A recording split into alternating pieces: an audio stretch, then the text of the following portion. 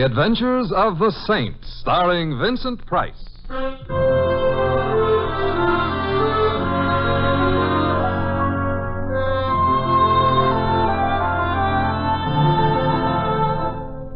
The Saint, based on characters created by Leslie Charteris and known to millions from books, magazines, and motion pictures. The Robin Hood of modern crime now comes transcribed to radio, starring Hollywood's brilliant and talented actor Vincent Price as the Saint.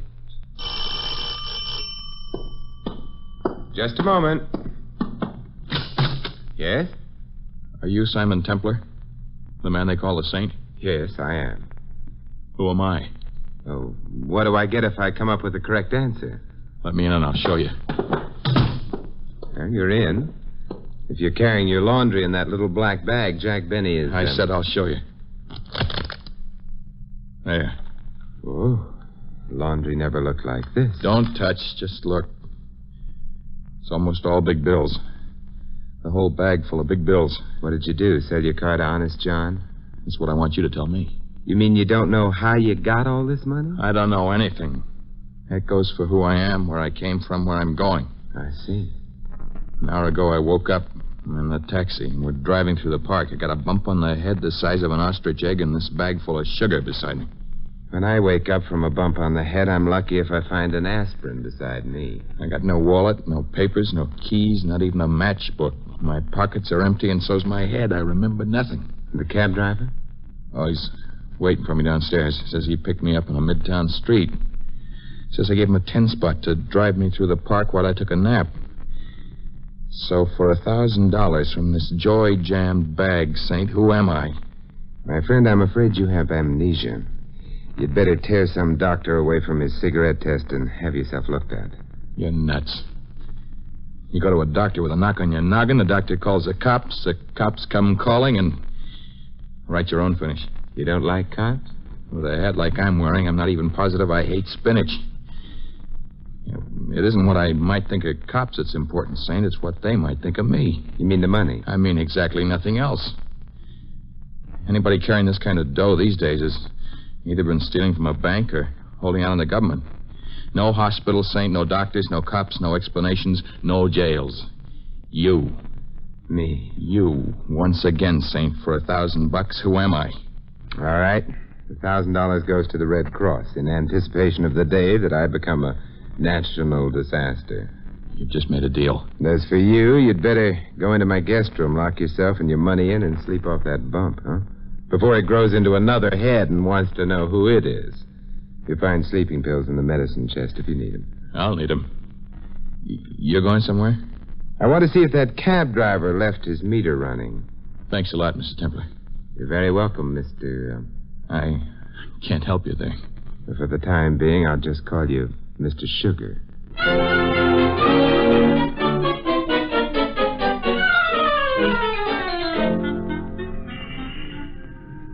Mister, all I know is the guy climbs in the cab at 48 and Madison, hands me a 10 spot, tells me to tick it off through the park while he snatches 40. He handed you the money before you took him riding? Yeah, before. Let me have how come. Because I didn't want him in my cab, that's how come. The way he was bobbing and weaving, I thought he was lushed. I didn't want no trouble with no drunks. So you had a little argument? A little discussion. Then he takes out a $10 bill and forces it on me. So I stop discussing and start driving. The $10 bill, he took it out of his pocket, huh? If you know any other place a guy can carry his dough, let me know, and I'll take the bill off of my wife's neck when we go to bed nights. Out of his pocket. What's the matter? You think I'm lying? You're not lying. Now I know how my old grandmother felt when the medicine man swore that the snake oil would cure her rheumatism. Having trouble finding out what the score is, huh? I don't care what the score is. I'd just like to know what the game is.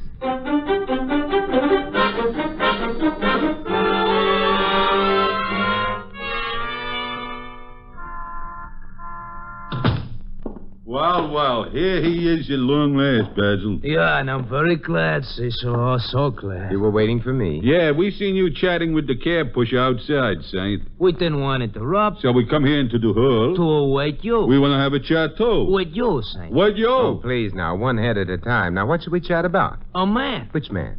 The man we've been shagging. Shagging? He means following. The guy's in your apartment now. When we phone the boss and tell him, the boss has a reaction. Right while he's talking to us. I can understand it. I feel a little sick myself. The boss says we should collar you and ask you politely. No, Basil. He said first ask him politely. Oh, thank you, Cecil. So we are asking, Saint. Politely? So why don't you politely tell us? Look, if you boys are auditioning a new television act, Radio City went that away. We almost do a lot of politely, Saint. We hardly got one good man left. So what goes with the man in your apartment, Saint? The boss says he wants to know. The boss says he gotta know. The boss says he don't want that old trouble with the law should start up again. Basil, you're talking too much. I apologize, And Cecil. Saint, you are not talking enough. Now, politely, for the final time, the man with the black bag, what's he up to? Yeah, and what's he carrying in a bag? Mustache wax. Mustache wax? Yes, a new kind of mustache wax, homogenized. He dropped in to give me a free home demonstration. No, don't give us none of that. You ain't even got a mustache. Well, he said he didn't mind waiting. Oh, there. Basil, shall you hold him while I hit him, or shall I hold him while you hit him? No, you make the choice. No, Basil, I insist. Cecil, are you high? I couldn't bear to see such a beautiful friendship broken up.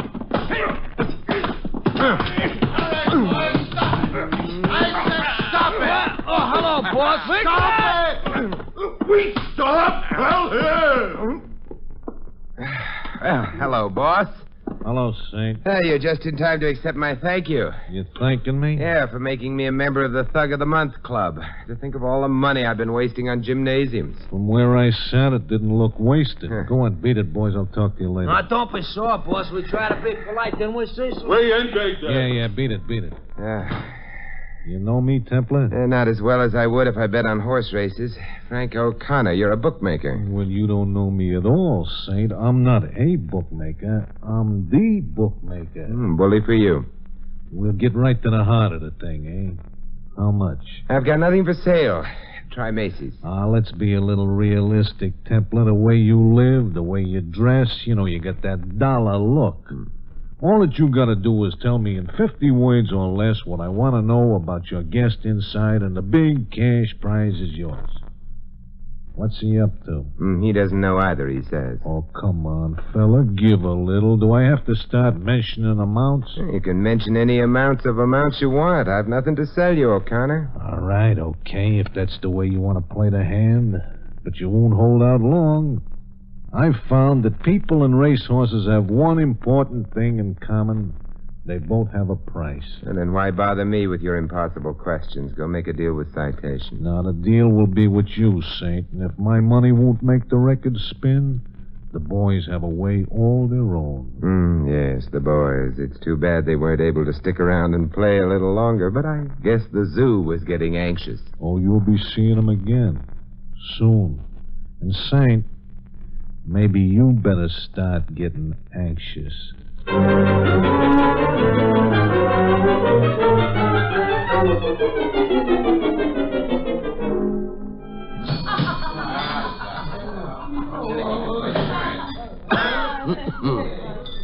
Love, which thou and I with fate conspire to change this sorry scheme of things entire. Would we not shatter it to bits and then... Anyone who recites Omar Khayyam to a highball either loves Omar Khayyam or loves highball. I'm happy to say that I love and am faithful to both. And what brings the great saint, the scourge of the wicked, the nemesis of evil, to this humble drinking place? I have a brain to pick with you, Murphy. Whose brain? Your brain. You've made a wise choice. Do we haggle about price, or is it the usual? The price is what it always is. Splendid, splendid. I will accept payment now. Hey, bartender. Yeah? A bottle of bourbon for my friend. One that is stamped for services rendered. Coming right up. Here you are. Thank you. And now, render friend. At your service, friend.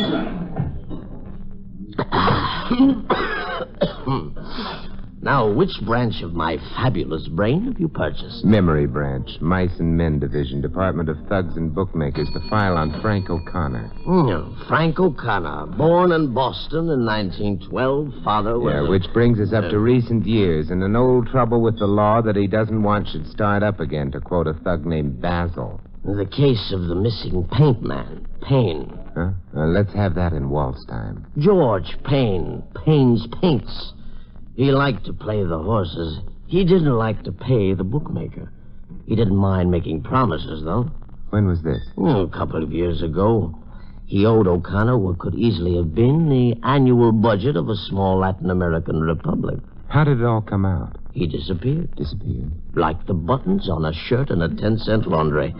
It created quite a splash. How come I didn't... You were in Las Vegas at the time. The Hotel Flamingo, I believe.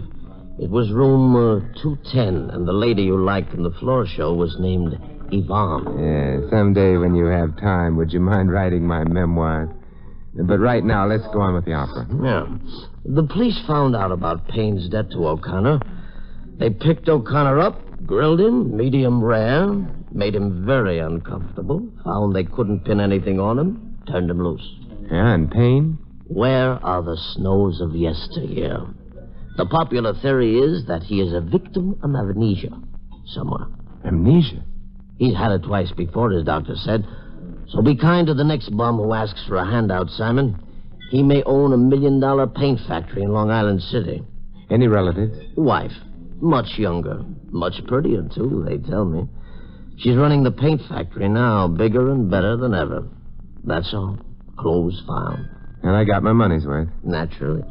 I do have a remarkable brain, don't I? Fabulous. Anytime, Mr. Templar, anytime. I am here at my office every day.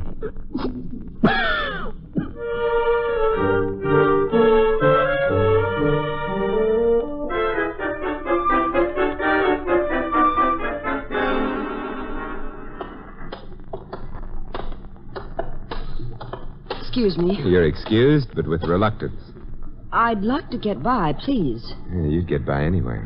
Look, I'm a very busy woman. I have no intention of standing here on a catwalk suspended over a 1,000-gallon vat of boiling resin while a stranger throws passes at me. So that's what's boiling in that outsized tub below us, huh? Resin. And I had hopes it would turn out to be a hot Tom and Jerry. See here. Who are you? What are you doing here? Well, they told me in the front office that Mrs. Payne would be back here in the production office. I'm Simon Templar. I'm Mrs. Payne. And if you want to talk to me, Mr. Templar, let's get away from the heat of that vat before my makeup runs. Well, if it runs, I'll chase it for you.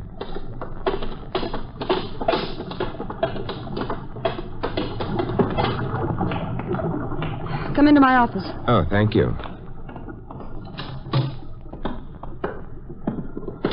Ms. Payne, I'm here to talk to you about your husband. My husband? You know something about George. You know where he is. Well, let's just say I know where a man with amnesia is. At least he says he has amnesia. He says...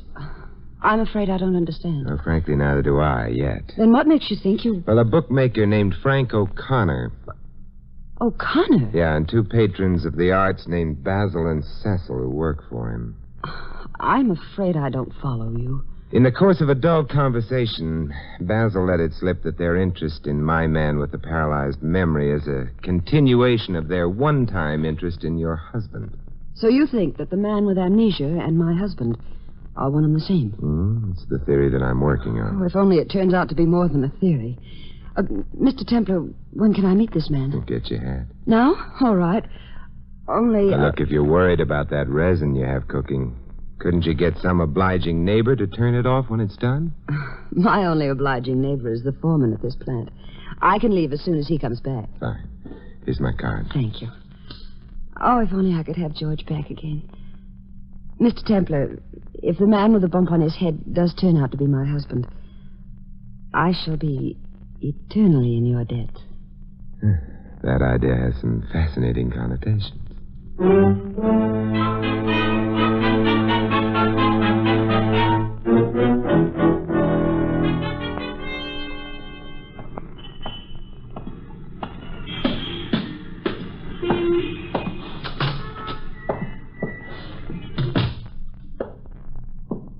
Templar?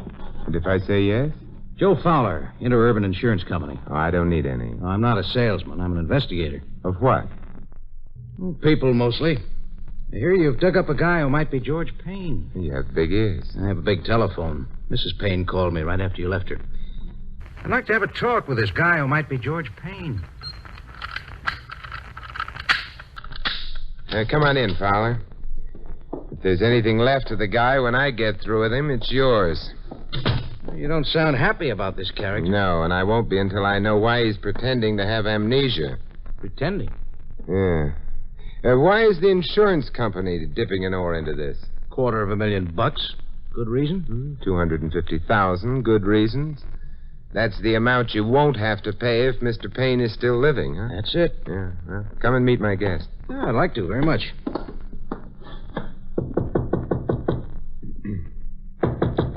Mr. Sugar. He didn't lock. Templar. Look, hanging from the... Oh. Well, he committed suicide. Yeah, it looks that way. It was supposed to look that way. But if he could talk, I think he'd tell us he'd been murdered.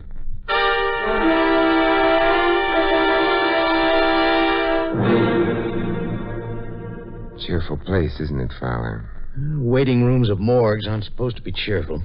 You're pretty sure that the unfortunate victim is Payne, aren't you? Oh, I didn't say that, Saint. I said he fits the physical description. But if the lovely Mrs. Payne should tell us that she is satisfied with the identification that the corpse is her husband, then what? Well, then in all likelihood, the insurance company will be equally satisfied. And $250,000 moves from your pocket to hers. That's the way it goes, Saint.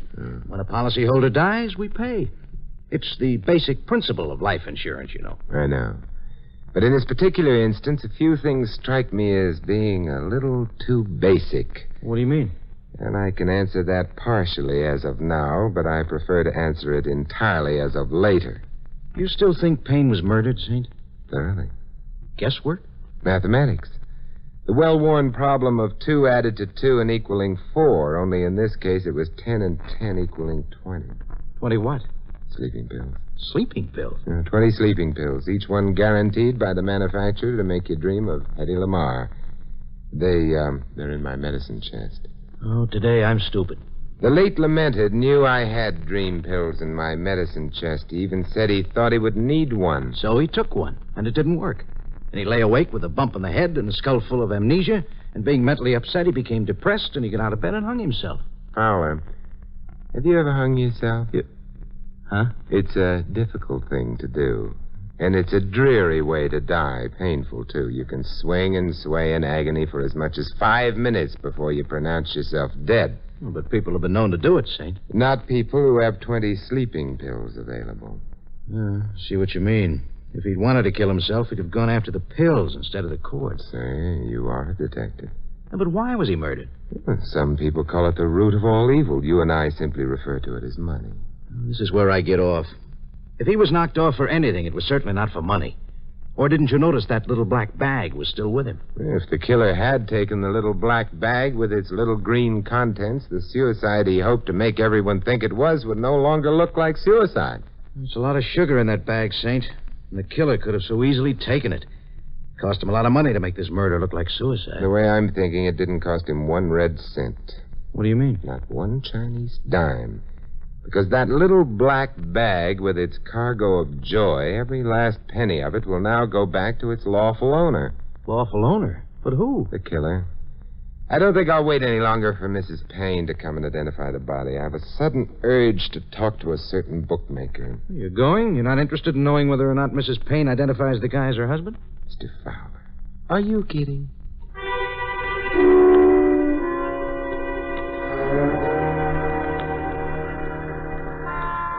Hey, taxi! Taxi! You don't want a taxi, Mr. Templar. Does he, Basil? No, indeed, he don't, Cecil. You have used your head. He's used both his heads. Is it recess time at the monkey house again, boys? He is funny. Is he, Basil? He is funny now, Cecil, but will he be funny later? No, he will not, Basil.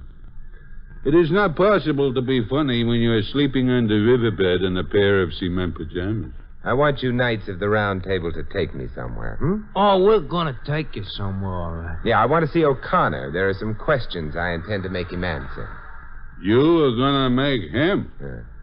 Basil, either this chap is screwy or somebody already beat his brains out. Come, Saint. The boss is awaiting in the car. Well, I hope he hasn't been awaiting too long. This way, Pigeon. And, Saint, we are just about on the verge of losing our politeness, are we not, Cecil? We indeed are. What my colleague means, Saint, is don't venture to try nothing.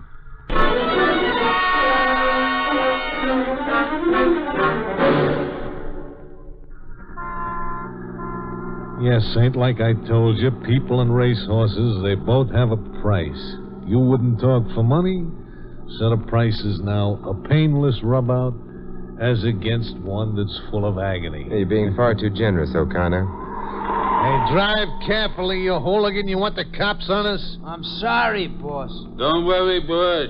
I will see that Basil drives careful. Yeah. Well, Saint, look, I'll make the offer even more attractive. I'll let you choose the spot where the bullets go. Oh, really? Now, that's too much. Frankly, Saint, I'd like to be able to tell you to let you go after you told me what I want. You know, maybe with just a couple of broken bones here and there, some little stuff. Yeah. But I can't do it. I can't let you continue alive. You're too smart. And unless you're running way off form, you've stirred up a fire I thought I'd put out 3 years ago. You did kill Payne the Paint Man 3 years ago, didn't you? Well, he owed me some pretty important money. The boys and I called on him to collect, and he said no. And the boys went into action. I'll stay with that. Yeah, these 2 apes of mine, they made with a little too much action. See, I didn't want George Payne killed. Just wanted him scared into paying up. But Payne died, and the river bottom has been his home these last 3 years. Huh? Yeah, that's it. And tonight he's going to have company on that lonely river bottom.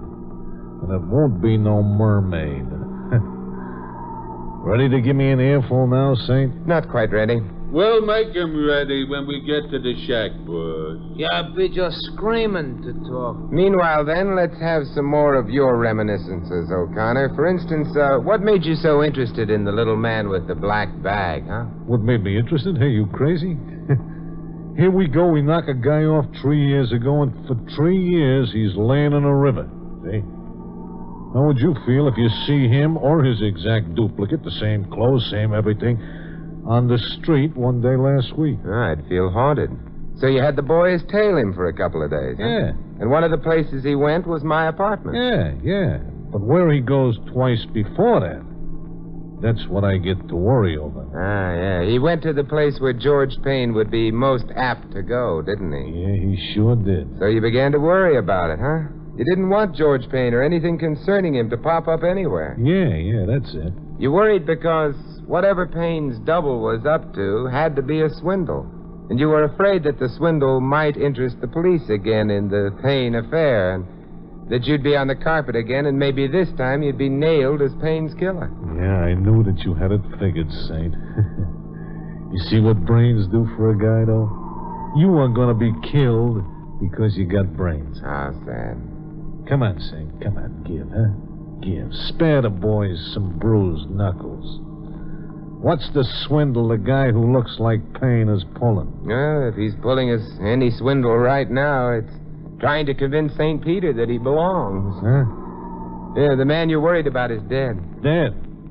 Now you're pulling a swindle. Well, a little sightseeing trip to the morgue will convince you.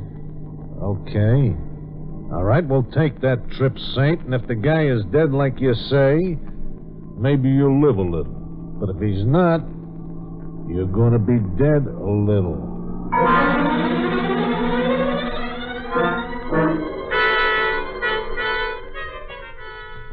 Well, I'm glad you're still here. I see everyone else is gone. Oh, I dread the thought of going home. After seeing my poor husband in the morgue, I thought maybe if I could work, I'd not think too much. And what do I do now? Applaud? Pardon? The performance, the speech you just gave. Mrs. Payne, frankly speaking, you're just about as bad an actress as you are a swindler. Why, how dare you? Look, are you going to climb down off that high dudgeon, or must I push you? Your little plot was a honey. It was so simple it almost worked. Look here, I demand to know what... Such a simple swindle, almost stupid. We have a Mr. Payne who has been missing for 3 years. We have a Mrs. Payne who is dying to get her hot little hands on $250,000 worth of insurance money. You're insane. And finally, we have the highly fortuitous appearance of a man who looks so much like the missing Mr. Payne that even his bookie gives him a double take. Plot? Make a deal with the double. Have him fake amnesia. Tell him to call on the Saint and ask the Saint to find out who he is. I don't know what you're talking about. Give the man a prop, a bag of money, so that the man can say, I wouldn't be bothering you, Saint. I'd go to the police and ask them to find out who I am, except that this money I've got is probably illegal. So the Saint puts his fabulous nose to the grindstone and sniffs out that the man is George Payne. And the man, of course, willingly allows himself to be murdered so that I can collect my husband's insurance. The man thought he would take over a paint factory. That's all he thought. He didn't know about insurance. So the man is then murdered. By me, of course. No. You and I were here together, remember? We were standing over that hot vat of resin at the time the man was murdered. Well, thank you at least for not accusing me of murder, Mr. Templar. I said you didn't actually commit the murder, but your colleague did.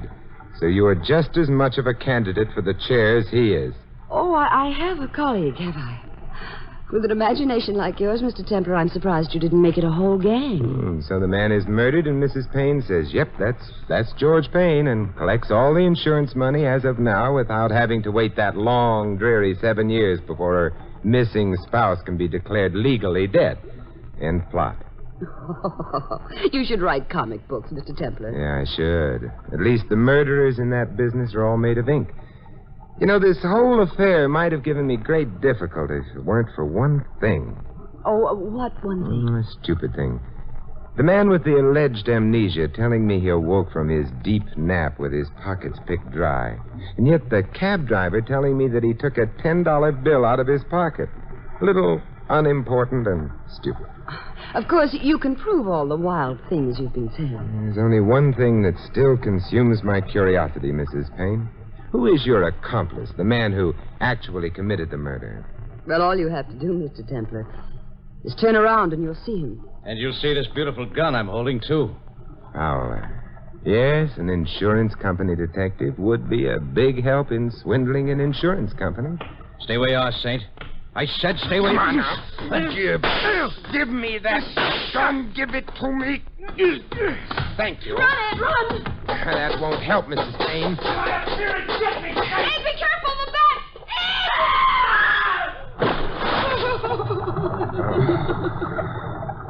Someday, somebody is going to buy a can of your paint, Mrs. Payne, and wonder why there are buttons in it.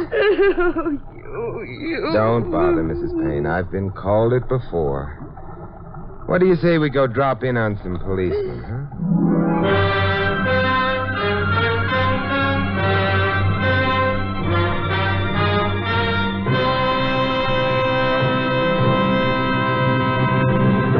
You've been listening to another transcribed adventure of the Saint, the Robin Hood of modern crime. Now here is our star, Vincent Price.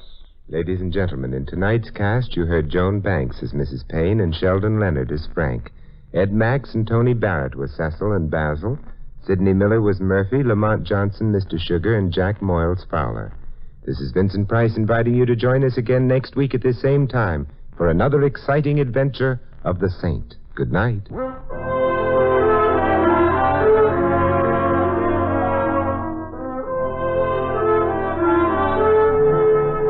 This adventure of the Saint was written by Michael Cramoy. The Saint, based on characters created by Leslie Charteris, is a James L. Safier production and is directed by Helen Mack. Vincent Price is soon to be seen co-starring with Michelin Prell and Errol Flynn in William Marshall's production of Bloodline.